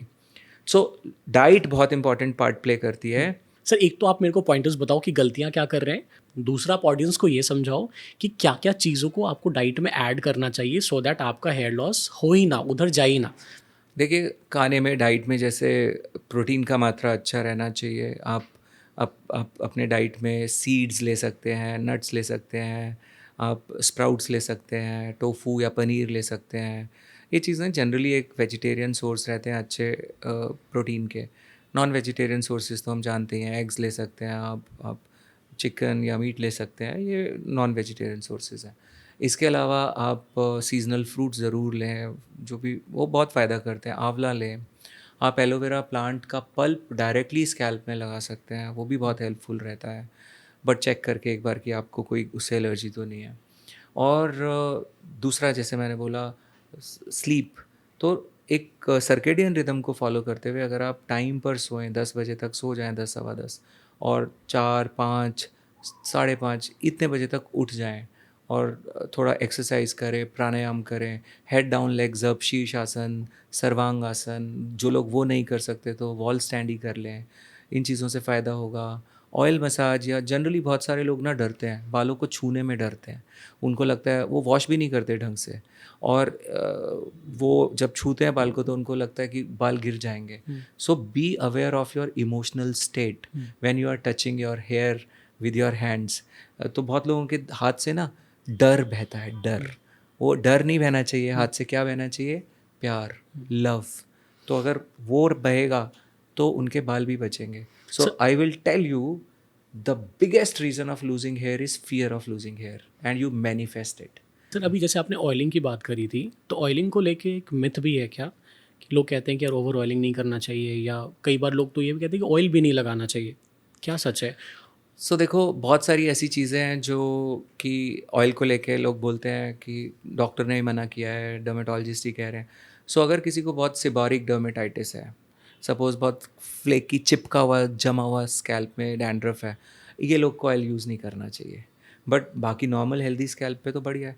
आप देखें पुराने समय में कितना ऑयल यूज़ होता था और कितनी क्या लेंथ रहती थी. हालांकि और भी चीज़ें डिफरेंट थी, बट मैं खुद ऑयल लगाता हूँ. ऑयल हेल्प करता है, बहुत अच्छा है. उसके बहाने आप मसाज भी करते हो स्कैल्प में. So massaging of the scalp improves blood circulation, quality of hair. और एक होता है ना प्यार. आपने पेट रखा हुआ है ऋषि, आप पेट को प्यार करते हो ना ऐसे करके. प्लांट्स को आप प्यार करते हैं, वो ग्रोथ तेजी से करते हैं. हाँ जेसी जी. बोस साहब का एक्सपेरिमेंट्स थे. यस यस, ये सच तो है. अपने बालों को भी तो प्यार करो ना, वो भी तो ग्रो करेंगे. आप बाल के बारे में क्या सोचते हो? अरे मेरे बाल ना, मैं 5 चीज़ें अगर किसी को बोलूँ कि आप बाल के बारे में बता दो, वो कहते हैं गंदे हैं, छोटे हैं, मोटे नहीं हो रहे हैं, शाइन नहीं है, ये नहीं है, वो सारी शिकायतें, पूरा पेंडोरा बॉक्स खोल देंगे. एक अच्छी चीज़ नहीं मुंह से निकलती. तो सोचो आपके यहाँ कोई गेस्ट आके रुका है, आप उसके बारे में ये वाले जो भाव हैं ये रखेंगे, गेस्ट टिकेगा? नहीं, बिल्कुल भी नहीं. बाल भी नहीं टिकेंगे. तो B aware of your emotional state, वो बहुत ज़रूरी है. सर आयुर्वेदिक ऑयल्स आजकल आदिवासी ऑयल्स बहुत सारे चल रहे हैं. क्या स्कैम हो रहा है? सो देखो, ऐसा ना बहुत सारी चीज़ें हैं. मैंने बोला डर बिकता है, लालच भी बिकता है. लालच क्या है? यार ये देखो, ये कम्प्लीटली ऐसा प्रोडक्ट है जो आपके सर पे अमेज़न का हरियाली ला जंगल उगा देगा. देगा. मतलब है ना, ग्रीन फॉरेस्ट ऐसा बढ़िया से उगा देगा. नहीं भाई, अगर ये ऑयल ऐसे मिल रहा होता तो आज इंडस्ट्रियलिस्ट गंजे होते? नहीं ना. तो ऐसा नहीं है ये कर देगा, कुछ लोगों में थोड़ा बहुत हेल्प कर देगा, थोड़ा बहुत supportive. But those who are buying with that intent, वो गलत कर रहे हैं अपने साथ. And those who are creating that persona around that brand, वो बहुत ही गलत कर रहे हैं सबके साथ. और यहाँ ना मैं उन एक्टर्स को भी मैं ये चीज़ बोल रहा हूँ यार, थोड़ी सी रिस्पॉन्सिबिलिटी लो. आपको कोई भी आदिवासी बुला रहे हैं या कोई भी ऐड करने के लिए आपको बुला, यार आप लोग को ना लोग एक इज्जत से देखता है. लोग ना आपको फॉलो करते हैं. यार आप इन्फ्लुएंसर हो, यार आप किस चीज़ का एडवर्टाइज़ कर रहे हो? क्या आपने उसको यूज़ किया है? क्या आपने खुद से उस चीज़ को समझा है, जिया है?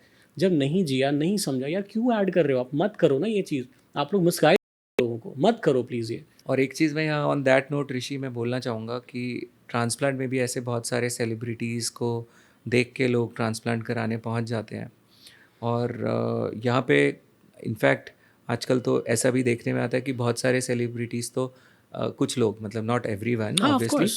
कुछ गंदगी लोग हर तो जगह नहीं पैसे लेकर ट्रांसप्लांट करा रहे होते हैं. मतलब वो कहते हैं कि हमें इतने पैसे दे दो तो हम आपके यहाँ पे ट्रांसप्लांट करा लेंगे. और वो जाकर करा लेते हैं विदाउट नोइंग एनीथिंग. अपनी हेल्थ से भी खेल रहे हैं. उन्हें भी बेचारों को नहीं पता कि उनके क्या क्या दवाइयाँ उनको दे दी गई हैं, उनके क्या क्या इम्पैक्ट उनके बॉडी पर हो सकते हैं. और now they are role models for others. और अब वो लोग जो उनका देख देख कर इधर उधर चले जाते हैं, उनका भी जो नेगेटिव एनर्जी क्रिएट होगी, उसकी भी रिस्पॉन्सिबिलिटी भाई आप ही की है, क्योंकि आप उसके पार्ट हो. तो ऐसे कितने क्रिकेटर्स रहे हैं जिन्होंने गुटखे के ऐड नहीं किए कभी. कितने एक्टर्स हैं, they never did that, but लोग कर भी रहे हैं. और सफाई में वो क्या कह रहे हैं कि मैं तो इलायची ऐड कर रहा हूँ. यार लोग बेवकूफ़ नहीं है यार, समझो प्लीज़. हाँ, मिनरल वाटर एंड सोडा, ये सब तो इसी तरह से होता रहता है. हेयर इशूज़ में ना एक ग्रेइंग ऑफ हेयर भी एक कंसर्न है ना? सो देखो, greying is still a grey zone in hair. Okay, हमें नहीं पता एग्जैक्टली, मिलानिन कम हो गया वहाँ पे. तो अब वो कैसे होता है, क्यों होता है, का पार्ट है. और दूसरी इंपॉर्टेंट चीज़ ये है कि इसमें भी ना बहुत सारी दवाइयाँ ऐसी आती हैं जिसमें बता देते हैं कि आप ये कर लो, इससे रिवर्स हो जाएगा, ये हो जाए। तो मार्केट है, डिमांड है, तो माल भी बिक जाएगा। बट कितना करेगा? अगर ये हो रहा होता तो मैं कलर लगा के नहीं बैठा होता अपने बाले में, जगह जगह से अब हट रहा है। मैं भी यहाँ पे आपकी तरह दाढ़ी उगा के बैठा होता तो मैं शेव कर लेता हूँ। अब दाढ़ी पे कौन लगाए यार कलर? जब दाढ़ी उगाने के फैशन नहीं था तब दाढ़ी काली थी, हाँ जी। और जब फैशन आया तब तक बाल सफ़ेद हो गए। सर मैंने सुना है कि शैम्पू से कैंसर होता है। हाँ देखो, शैम्पूज़ में ना पैराबन, सल्फेट्स और कुछ फॉर्मल्डिहाइड्स ऐसे होते हैं जो कि कार्सिनोजेनिक हैं। होता है ऐसा नहीं बोलेंगे, बट हाँ कुछ कंपाउंड ऐसे हो सकते हैं आपके शैम्पू के अंदर जो नोन है टू कॉज कैंसर। तो थोड़ा सा जब हम देखते हैं शैम्पूज़ वगैरह परचेज करते हैं तो लेबलिंग चेक कर लें तो अच्छा रहता है। सर हेयर ट्रांसप्लांट से क्या कैंसर भी हो सकता है? ये बहुत लोगों को मिथ है, और कुछ लोगों को ये भी लगता है कि उनके ब्रेन पे कोई फ़र्क पड़ जाएगा, मतलब नहीं होता। तो हम तो स्किन के एक सुपरफिशियल लेयर में काम कर रहे हैं। It's like just an ordinary surgery being done on your hand और लेग। बस ये सर पर है तो लोगों को लगता है कि वो ब्रेन पर कुछ ऐसा हो जाएगा, तो it is absolutely safe. Gym के सप्लीमेंट यूज़ करने से भी बाल गिरते हैं? सो ये देखने में आता है कि कुछ स्टडीज़ के हिसाब से जो आइसोलेट प्रोटीन होता है, जिसमें कि वे प्रोटीन जिसमें कि प्रोटीन कंसनट्रेट काफ़ी ज़्यादा होता है, 90% से भी ज़्यादा, तो ऐसे में थोड़ा सा प्रॉब्लम देखने में आ सकता है। अगर आप 60-70% तक उसमें प्रोटीन है तो आप वो ले सकते हैं। आप क्रेटिन वगैरह अवॉइड करें। आप प्लांट बेस्ड प्रोटीन ले सकते हैं, थोड़ा फ़ायदा रहता है। और अक्सर तो जिम में हमने देखा कि बहुत सारे लोग टेस्टोस्टेरोन ले लेते हैं, स्टेरॉइड्स लेते रहते हैं, जो डेफिनेटली आपके बैलेंस को ख़राब करेंगे और they will lead to hair loss and fall and thinning. Sir gym की तो बात अभी हमने कर ली, स्पोर्ट्स से लेना देना है कुछ? क्योंकि बहुत सारे क्रिकेटर्स हम लोग देखते हैं जिनके जिनके हेयर लॉसेस है। हाँ, उनमें से काफ़ी सारे मेरे पास आते भी रहते हैं क्रिकेट सर्कल से। तो देखो, एक तो अगर हम देखें तो जनरल प्रोपोर्शन में 10 में से हर 3 लोग को तो आपको किसी ना किसी फॉर्म में बाल्डनेस दिखेगी आजकल। क्योंकि और तो क्रिकेटर्स भी उससे अछूते नहीं हैं। उनके लॉन्ग आवर्स ऑन फील्ड रहते हैं, बहुत सारे बहुत स्ट्रिक्ट फिटनेस रेजिम्स रहते हैं, और कभी कभी शायद वो कुछ मेडिसिन ऐसे सप्लीमेंट्स ले लेते हैं जिनका इम्पैक्ट बालों के ऊपर पड़ तो सकता है। एंड अबव ऑल बहुत स्ट्रेसफुल रहता है, तो वो चीज़ें कहीं ना कहीं इम्पैक्ट लाती हैं। सर एक्सोसोम्स के बारे में मैं देख रहा हूँ आजकल इंटरनेट पे, व्हाट इज दिस? देखो is it a exosome, gimmick? हाँ, नहीं ये काम करता है। एक्सोसोम्स एक ऐसा सिग्नल होता है इंटरसेल कम्युनिकेशन के लिए। तो सेल्स दूसरे सेल से कम्युनिकेट करने के लिए कुछ सिग्नल्स रिलीज करते हैं। तो ये कुछ वेसिकल्स होते हैं जो ऐसे चले जाते हैं और ये इनिशिएट करेंगे प्रोसेस को, जैसे कि इन्फ्लेमेशन है मान लीजिए वहाँ पे, उसको रिपेयर कर रहे हैं, सेल टिश्यू डैमेज को रिपेयर कर रहे हैं, इन सब में हेल्प करते हैं। तो कुछ कंडीशंस में इनके फ़ायदे देखे गए हैं, बट स्टिल बहुत सारे इसमें ओवर प्रॉमिस चीज़ें भी है, तो उनसे थोड़ा सा बचें। तरह तरह के प्रोडक्ट्स अवेलेबल हैं, not all of them are USFDA approved. तो थोड़ा सा इसके नाम पे बेवकूफ़ ना बने और सोच समझ के करें, बट येस दिस वर्क्स। इसी तरह से स्टेम सेल का भी होता है। स्टेम सेल्स एक रैपिडली डिवाइडिंग सेल्स होते हैं जो कि नए सेल्स क्रिएट कर सकते हैं। तो ये और भी ज़्यादा एडवांस चीज़ है, और इसी का हेयर क्लोनिंग में भी यूज़ है। बट स्टिल हेयर क्लोनिंग को अभी एक प्रैक्टिकली आते आते हो सकता है कि समय लगे, बट आइडिया देखो, कॉन्सेप्ट देखो कितना अच्छा है कि आपका हमने एक बाल निकाला, उससे मल्टीप्लाई कर लिया। अब किसी शरीर पे कहीं भी एक भी बाल है तो हम उससे हज़ारों लाखों बाल बना सकते हैं और कोई दिक्कत ही नहीं है। बट अगर ये हो जाए तो अच्छी चीज़ है ये। हाँ, तो अब ये बहुत समय से चल रहा है। मुझे इस फील्ड में घुसे हुए अब ऑलमोस्ट 23 साल हो चुके हैं, मैं तब से सुन रहा हूँ। सर हेयर ट्रांसप्लांट क्लिनिक्स को लेके रेड फ्लैग्स क्या हैं? एक अगर कहीं पर भी देखें ना, अनलिमिटेड ग्राफ्ट्स, तो भाई अनलिमिटेड तो कुछ भी नहीं होता जीवन में, संख्या तो है ही। तो आपके डोनर अनलिमिटेड थोड़ी ना है। बिल्कुल ना जाएं ऐसे क्लिनिक पर, ये टोटल फ्रॉड है। दूसरा, अगर कोई क्लिनिक बोलता है कि हम लोग we do 4000, 5000, 6000 grafts, that too by just one technique FUE, not possible. ना जाएं। अगर कोई क्लिनिक आपको ना रिजल्ट के पीछे की सच्चाई नहीं बता रहा है, दवा के बारे में एजुकेट नहीं कर रहा है, वो आपको बोल रहा है दवा मर्जी है ले या लो, मुझे लग नहीं रहा है लो। कि ऐसे ओपन प्लेटफॉर्म्स पे आके ये सब डिस्कशन नहीं कर रहा है। तो कई लोग बोलते हैं, कई लोग बोलते हैं कि सर हम पहचाने कैसे, हम कैसे पहचाने कि ये वाली चीज़ जो है आप सही बोल रहे हो और बाकी। तो पहला तो यही है कि ओपन प्लेटफॉर्म वेबसाइट पर आपको अगर रिजल्ट दिखा रहे हैं, आपको सेलिब्रिटी तो एक से एक चमका दिया, बट उसके रिजल्ट में कितना कंट्रीब्यूशन दवा का है उसको एक्नॉलेज ही नहीं कर रहे। यहाँ पे दाल में काला नहीं है, हो सकता है यहाँ पे पूरी दाल ही काली हो। तो ऐसे लोगों से बचें। बट अगर कोई बोल भी रहा है ना आगे आके माइक्रो डोजिंग और ये, तो ऐसे हैं कई लोग हमने देखे, वो बड़ी बड़ी लाइब्रेरीज के आगे बैठ के बड़े बड़े वीडियोस बना देते हैं, बट जब प्रैक्टिकली इम्प्लीमेंटेशन करने पर आता है तो फुल डोज छोड़ो सब कुछ, ऑल द मेडिसिन्स। तो ये थोड़ा सा देखना है कि क्या कोई बोल रहा है, सिर्फ आंख बंद करके उस पर भरोसा ना करें। मैं अगर आपको बोल रहा हूँ तो मेरे ऊपर भी आंख बंद करके भरोसा ना करें, देखें, समझें, चेक करें सारे रिजल्ट्स को, स्टोरीज को सुने पढ़ें। बट जिन पर आप यही भरोसा नहीं कर सकते हो कि वो लोग आपको सच तो बता दें जर्नी से पहले, तो क्या आप उन पे ये भरोसा कर सकते हो कि वो आपके ऊपर सही से को एग्जीक्यूट कर देंगे? नहीं करेंगे। क्या आपका प्रोसीजर करने के बाद आपको संभाल लेंगे, आपके बॉडी में होने वाली वो कॉम्प्लेक्स इक्वेशन को वो संभाल लेंगे? नहीं। तो भरोसा, ट्रस्ट, क्योंकि फिर मैं बोलूँगा आप ये तो अपने डॉक्टर से ज़्यादा तो जान ही नहीं सकते, जितनी मर्जी रिसर्च कर लो नहीं जान सकते, अनलेस आपके डॉक्टर को कुछ भी ना आता हो, वो अलग बात है। बट आप ये जान सकते हो, ये सोच सकते हो, ये समझ सकते हो इंटेंट के ऊपर, बस उसको समझो। उसके बाद क्योंकि आप एक्सपीरियंस और एक्सपीरियंस को सालों में गिन लोगे, ईयर्स में। किसी के हो सकता है 20 साल का एक्सपीरियंस हो पर आता कुछ ना हो। सही बात है। और आप एक्सपर्टीज को रिजल्ट में देख लोगे, बट आप ऐसा नहीं कि ट्रांसप्लांट वाला बाल लाल दिखेगा और दवाई से होगा बाल पीला दिखेगा, बिल्कुल भी नहीं। तो आप पहचान ही नहीं सकते। आपके पास तो सिर्फ और सिर्फ और सिर्फ एक ही क्राइटेरिया है, वो उगे हुए बाल। और आपने वो अपने दोस्त के उगे हुए बाल खींच के भी देख लिए, भाई असली है नकली है। आपने उन पे पानी भी डाल के देख लिया, चल चल बारिश में भीगते हैं यार आजा। आपने उसको बाइक पे आगे बिठाकर भी देख लिया कि कोई पता चले निकल के उड़ गया, सब कुछ कर लिया, बट तब भी आप डिफरेंशिएट तो नहीं कर पाए ना, जो असली बाल है और जो दवाई का बाल है और ट्रांसप्लांटेड बाल है। तो अगर आपके रिजल्ट में 90% दवाई का रिजल्ट है, तो फिर तो वही होगा जो ये सब लोगों के साथ हो रहा है। बड़े बड़े क्रिकेटर्स, एक्टर्स, क्या उनके पास पैसा नहीं था? आपसे ज़्यादा पैसा था। क्या उनकी नीड नहीं थी? आपसे ज़्यादा नीड थी। क्या उन्होंने कहीं ऐसे ही किसी क्लिनिक पे करा लिया होगा? नहीं, आपसे ज़्यादा महंगे जाके करा लिया होगा, बट फिर भी मिला क्या? तो सिर्फ 3 चीज़ें हैं जो आपको करनी है, तो आप अपने रिजल्ट्स इंश्योर कर सकते हो अच्छे से। जानना चाहेंगे क्या? हाँ बिल्कुल। रिसर्च, रिसर्च और रिसर्च। सिर्फ यही 3 चीज़ें आपको गोल पास लेकर जाएंगी, वरना।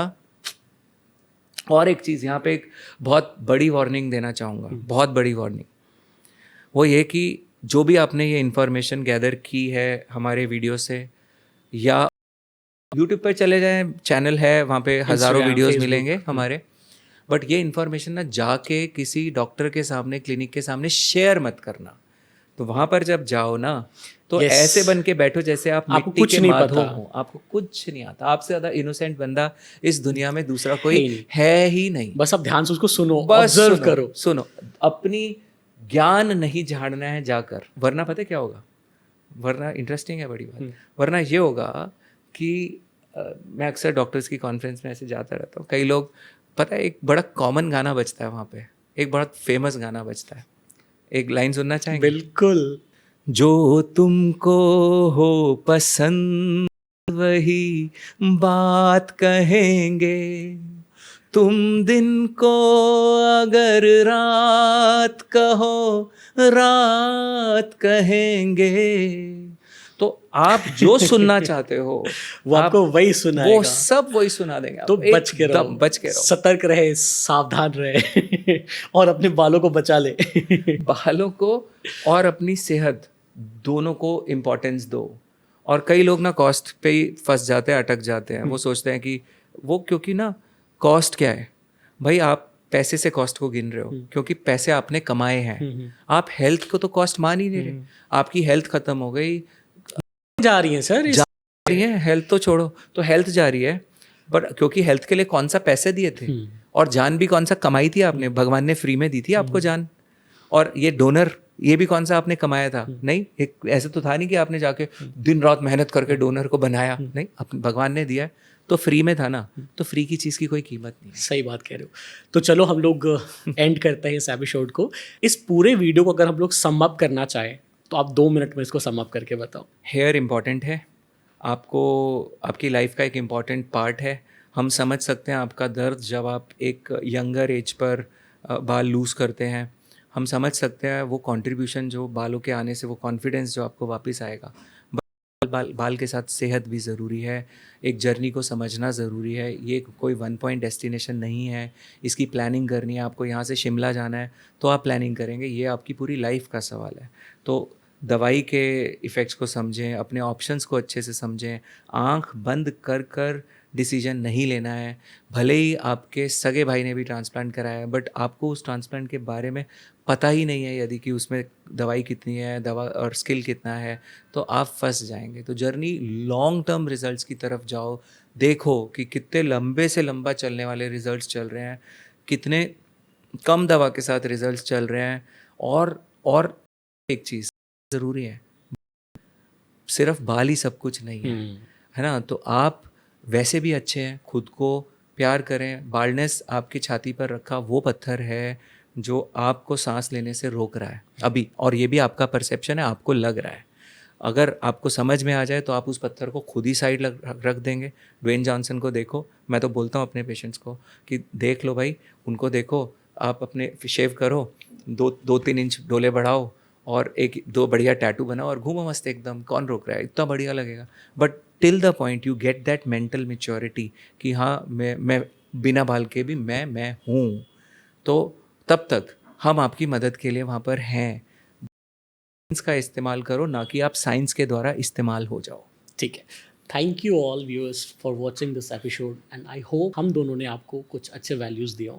Thank you sir for coming. Thank you, Rishi, for inviting, and wish you all the best for all your future podcast and the amazing journey which you are having, and the important information, useful information from different domains जो आप Right. audience के सामने लाते हैं. Thank you so Thank you for much. the blessings. Thank you. Thank you. Thank you.